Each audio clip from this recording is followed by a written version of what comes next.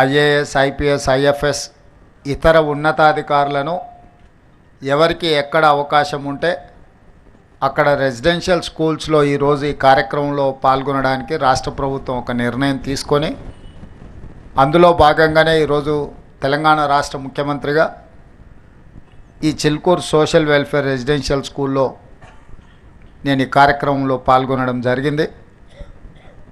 ఇక్కడికి వచ్చే వరకు ఇక్కడ ఇంత అద్భుతమైన రెసిడెన్షియల్ స్కూల్, అదేవిధంగా మల్టీ టాలెంటెడ్ స్టూడెంట్స్, వివిధ వృత్తులలో సెలెక్ట్ అయిన విద్యార్థులు వాళ్ళలో ఉన్న కళను ఇక్కడ ప్రదర్శించడం ద్వారా సోషల్ వెల్ఫేర్ రెసిడెన్షియల్ స్కూళ్ళలో మల్టీ టాలెంటెడ్ విద్యార్థులు ఉన్నారు అని చెప్పి నాకు ఒక అవగాహన, ఒక నమ్మకం, ఆత్మవిశ్వాసం కల్పించినందుకు మీ అందరికీ మనస్ఫూర్తిగా ధన్యవాదాలు తెలియజేస్తున్నాను. General opinion, general perception, welfare హాస్టల్స్లో ఉండేవాళ్ళు కానీ రెసిడెన్షియల్ స్కూల్స్లో చదివే వాళ్ళకు టాలెంట్ తక్కువ ఉంటుందనో, ప్రైవేట్ స్కూళ్ళలో చదువుకునే వాళ్ళకు టాలెంట్ ఎక్కువ ఉంటుందనో ఒక అపోహ బలంగా నాటుకుపోయింది. ఎందుకు అని అంటే కొన్ని దశాబ్దాలుగా ప్రభుత్వాలు ఎంత ప్రయత్నం చేసినా ఈ వెల్ఫేర్ లేదా రెసిడెన్షియల్ స్కూల్స్ యొక్క ఇమేజ్ను పెంచకపోవడం వల్ల ప్రైవేట్ స్కూళ్ళలో చదువుకుంటేనే నాణ్యమైన విద్య అందుబాటులోకి వస్తుందని, లేదా ఇంగ్లీష్ మీడియం చదువుకుంటేనే విద్యార్థులు రాణిస్తారని చెప్పి ఒక అపోహ బలంగా నాటుకుపోయింది. ఈరోజు ఆ అపోహలను తొలగించాలి. రెసిడెన్షియల్ స్కూల్స్ అంటే మల్టీ టాలెంటెడ్ ఎడ్యుకేషనల్ ఇన్స్టిట్యూట్స్.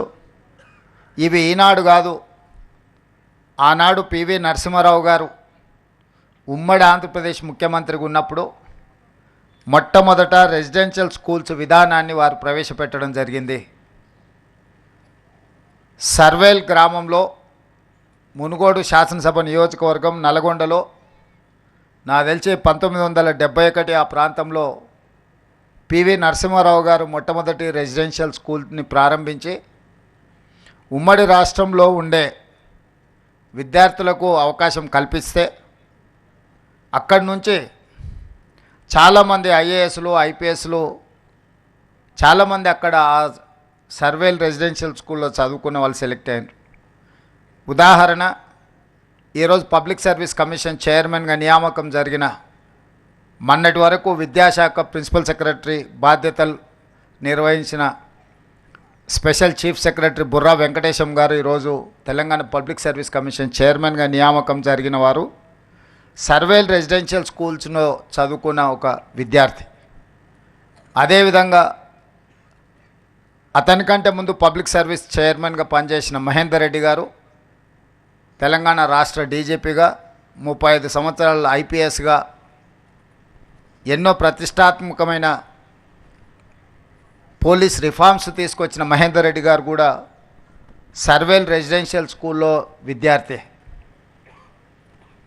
చాలామంది ఈరోజు నవోదయ రెసిడెన్షియల్ స్కూల్స్లో కానీ, కేంద్రీయ విద్యాలయాలలో కానీ రాష్ట్ర కేంద్ర ప్రభుత్వాలు నిర్వహిస్తున్న ఈ రెసిడెన్షియల్ స్కూల్స్లో చదువుకున్న వాళ్ళు చాలా గొప్పగా రాణించారు. కానీ ఒక పీరియడ్ తర్వాత